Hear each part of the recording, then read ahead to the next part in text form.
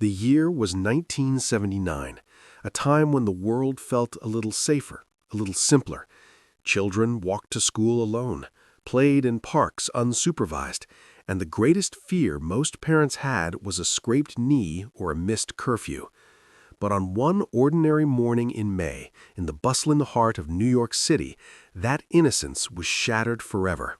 This is the story of Etan Patz, a 6-year-old boy whose disappearance didn't just break hearts, it broke a nation's sense of security and fundamentally reshaped how America viewed childhood and safety. It was Friday, May 25, 1979, a beautiful spring day in SoHo, Manhattan. Etan Patz, a bright and adventurous first grader, was buzzing with excitement. For the very first time, his mother, Julie Patz, had agreed to let him walk the 2 short blocks to his school bus stop alone. It was a rite of passage, a small step towards independence that many children in that era experienced. His father, Stan Patz, an artist and photographer, was downstairs in their loft apartment, likely preparing for his day. Julie watched from the window as Etan, wearing his favorite blue jacket, headed out the door at 8 a.m., a dollar bill clutched in his hand, excited to buy a soda on the way to school. It was a mundane moment, entirely unremarkable, yet it would become etched into the collective memory of a generation. Etan never made it to the bus stop. The minutes ticked by, turning into an hour. When the school called to report Etan's absence, a cold dread began to set in. Julie rushed to the bus stop, then to the school, her heart pounding with a fear she had never known. By midday, the realization was stark and terrifying. Etan was gone. The initial search was frantic, desperate, and localized. Stan Patz, in a poignant and ultimately historic act, used his skills as a photographer to create missing person flyers with Etan's smiling face. These weren't just distributed around their neighborhood, they covered every lamppost, every storefront, every conceivable surface in SoHo and beyond. In an era before the internet, before cell phones, before widespread media alerts, these physical flyers were the primary means of spreading the word. The New York City Police Department launched an immediate and massive investigation. Hundreds of officers scoured the streets, knocked on doors, and questioned everyone who might have seen something. The FBI was quickly brought in. The case dominated local news, then national headlines. Etan Patz wasn't just a missing child, he became the missing child. His image plastered across newspapers and television screens, a symbol of every parent's worst nightmare. What made Etan's disappearance so profoundly impactful was not just its tragic nature, but its timing and the circumstances surrounding it. In 1979, the concept of child abduction by strangers was not as prevalent in the public consciousness as it is today. Parents had a different relationship with risk. Children were afforded more freedom. Etan's case ripped through that societal innocence, exposing a vulnerability that many had not fully acknowledged. It forced parents across America to confront a horrifying truth. Their children might not be safe even in their own communities. The ripple effect was immediate and profound. Parents, once comfortable letting their children roam, began to chaperone them everywhere. Playdates became more supervised, walks to school became escorted, and the once common sight of unsupervised children playing outdoors began to diminish. A shadow of fear had fallen over childhood. Perhaps one of the most lasting legacies of Etan Patz's disappearance was the revolution it sparked in how America approached missing children cases. In 1979, there was no coordinated national system for tracking or publicizing missing children. Local police departments handled cases independently, and information sharing was rudimentary. Etan's case, with its widespread publicity and the tireless advocacy of his parents, highlighted this glaring deficiency. It led directly to the creation of the National Center for Missing and Exploited Children, or NCMCE, in 1984.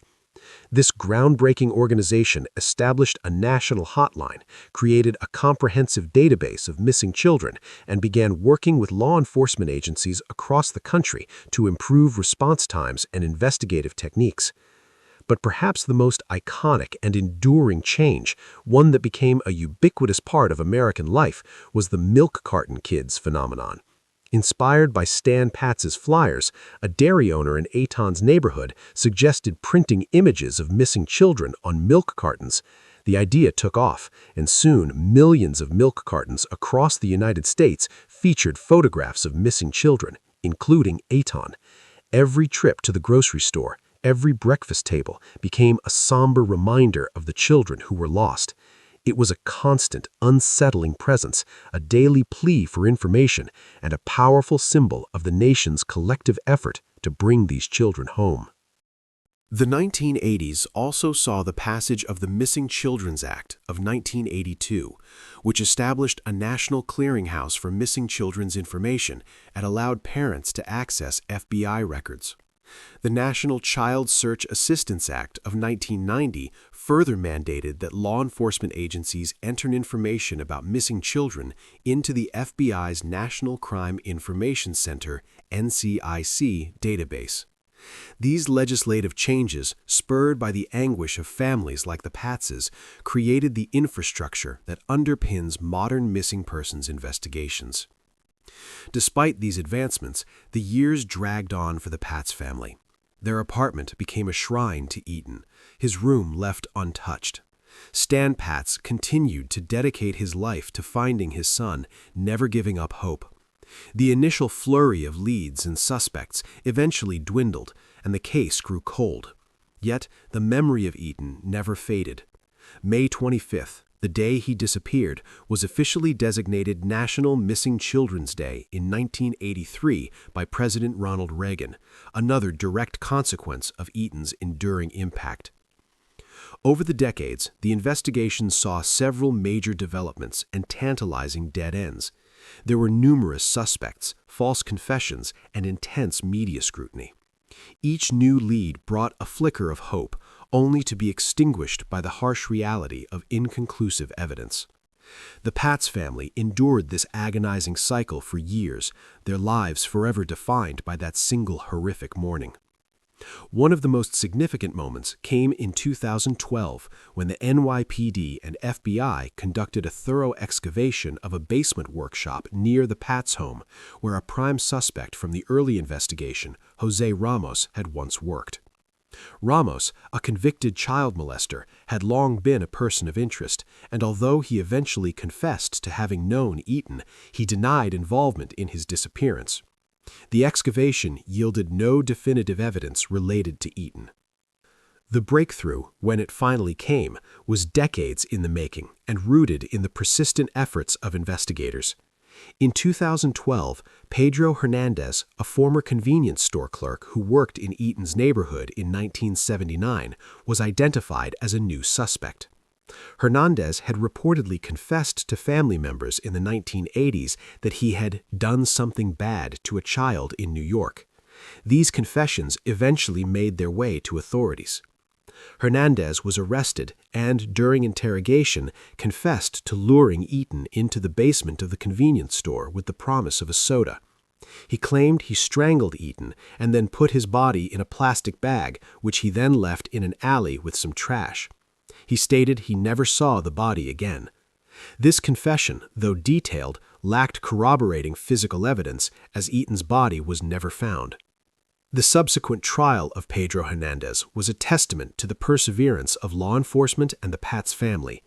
The first trial, in 2015, ended in a hung jury, highlighting the difficulty of securing a conviction without a body and relying heavily on a decades-old confession from a man with mental health issues. However, prosecutors were undeterred. A second trial commenced in 2017. During the second trial, prosecutors painstakingly presented their case, relying on Hernandez's confession, statements made to others over the years, and circumstantial evidence. Defense attorneys argued that Hernandez's confession was coerced and that he suffered from mental illness, making him susceptible to suggestion. On February 14, 2017, after 9 days of deliberation, a jury found Pedro Hernandez guilty of murder in the second degree. He was sentenced to 25 years to life in prison. For the Patz family, the conviction brought a measure of closure, though the ultimate peace of knowing exactly what happened to Etan and the ability to lay him to rest remained elusive. The Patz family has waited a long time, but we finally have justice for Etan, Manhattan District Attorney Cyrus Vance Jr. said after the verdict. Stan Patz, ever a man of few words but profound emotion, simply said, "It took a long time, but we got there." Etan Patz's story is a chilling reminder of how quickly life can change and how a single event can reverberate through generations. It is a story of loss and profound grief, but also a testament to human resilience, the unwavering love of parents, and the relentless pursuit of justice. His disappearance, occurring at a pivotal moment in American history, served as a catalyst for seismic shifts in child safety.